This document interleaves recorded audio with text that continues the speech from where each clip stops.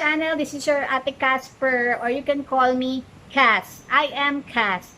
For those of you still don't know me, you can call me Cass or Casper.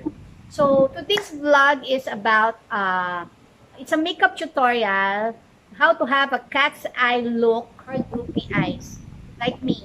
Parang ganyan yung mata ko, which is droopy siya. So as you can see, I still don't have anything on my face. Yan, ganyan siya. Yung mata ko, kita nyo meron siya ditong fold. Yan. So most of us, like yung mga Asians or as we age, talagang magbabago yung texture ng skin natin dito sa part na to.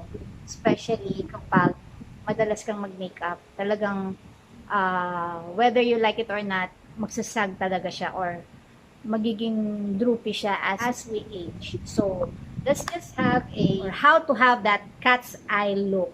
So, huwag kayong mag-alala, kahit droopy na yan, may paraan at may ways. So, panoorin nyo lang, dyan lang kayo. If you still haven't subscribed to my channel, please don't forget to subscribe and click notification. Okay? So, let's start now. Okay guys, now, first you have to hydrate your skin before putting anything on your face. I'm going to use this foundation brush from MAC. So this is my foundation. I'm using this Chanel smoothing fluid makeup. So this is how I apply my foundation. This is how you do it. T-zone. So this is how I blend. From here, put a little bit of foundation under your chin. Just beneath your chin. Don't forget your ears. Guys, marami sa atin nagpa-foundation, nakakalimutan yung ears. Always put a little bit on your ear and below your ear. So, sometimes, pag nagme-makeup tayo, nagpa-foundation tayo, ang tendency, pag nag-selfie tayo, ang puti-puti ng face natin, tapos ang itim ng leeg, tsaka ang itim ng ears. So, dapat, lagyan nyo din yung ears nyo. I'm just giving you some tips. Mga bago kong friends, thank you sa mga bago kong friends. I love you all and thank you for all your support.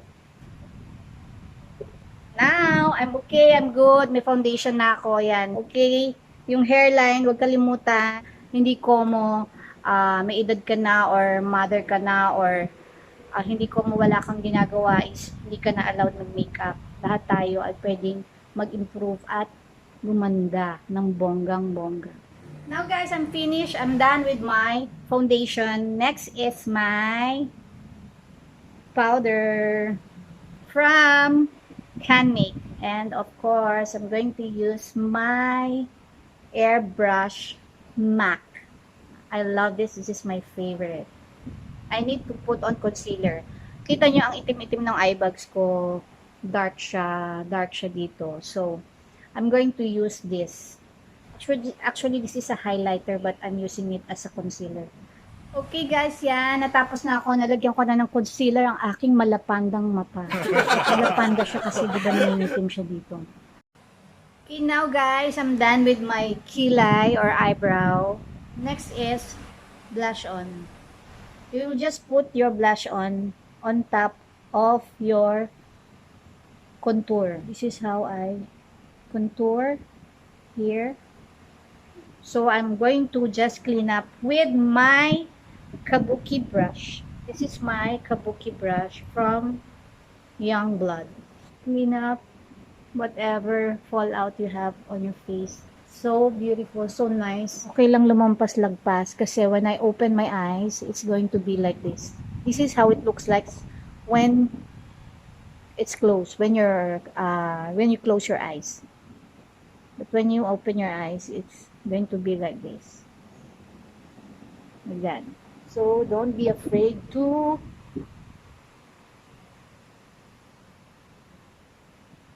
pull out. Pull up.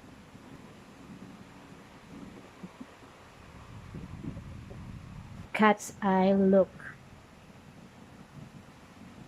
You can see, now I'm going to put liner on my waterline.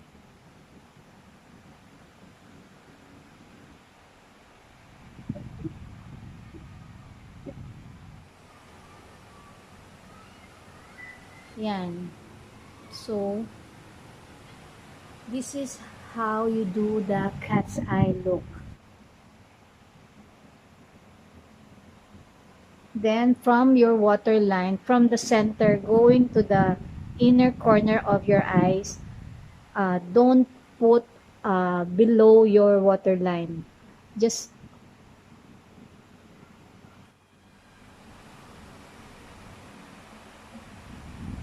like that.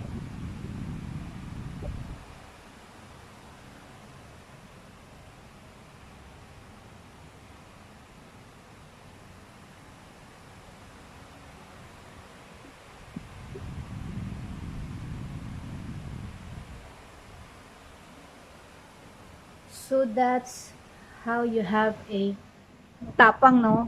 Cat's eye. Nakakatapang siya pero nakakabuhay, sexy. Guys, sana may natutunan kayo.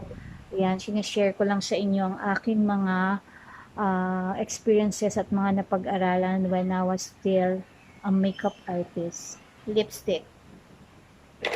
So I have two shades here, which is one is very light and one is a bit pinkish.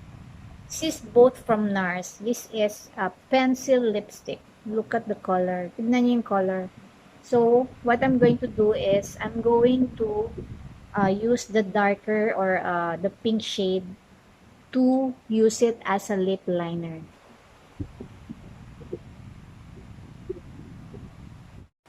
Now, I'm going to put the light shade as a lipstick. I use this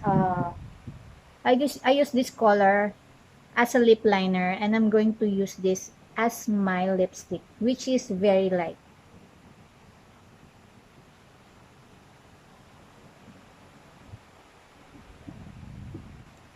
So now that's the secret of having a pouty lips.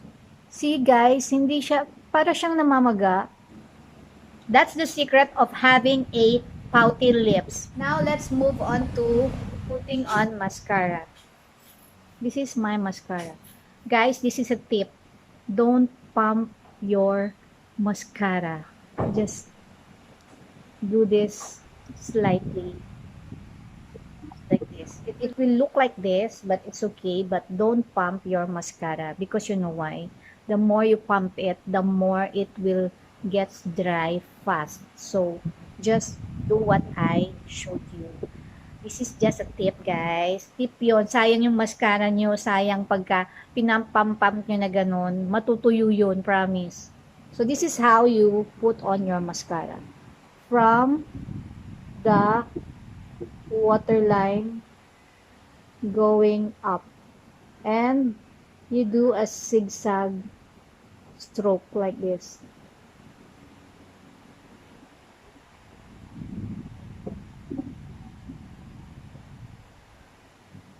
You start from the waterline, not from the tip. You start from the roots of your hair, which is your waterline. This is how I do my mascara.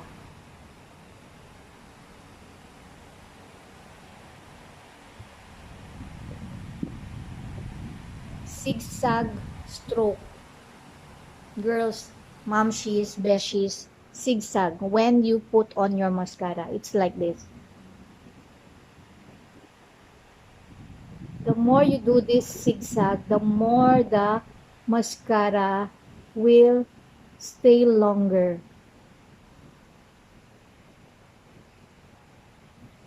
That's how you put on mascara. Ayan, tips yan ah. Tips ko yan sa inyo. Wag i-pump, don't pump your mascara. Thank you for watching. Sana may natutunan kayo at sana nagustuhan niyo po yung video ko today. So this is what I did today. A cat's eye look. I hope you will like it and I hope you will learn something from this video. Sa mga hindi pa po nakaka-subscribe, huwag niyo pong kalimutang mag-subscribe. Kung hindi niyo pa po ako kilala, this is Casper, or you can call me Cass. I am Cass.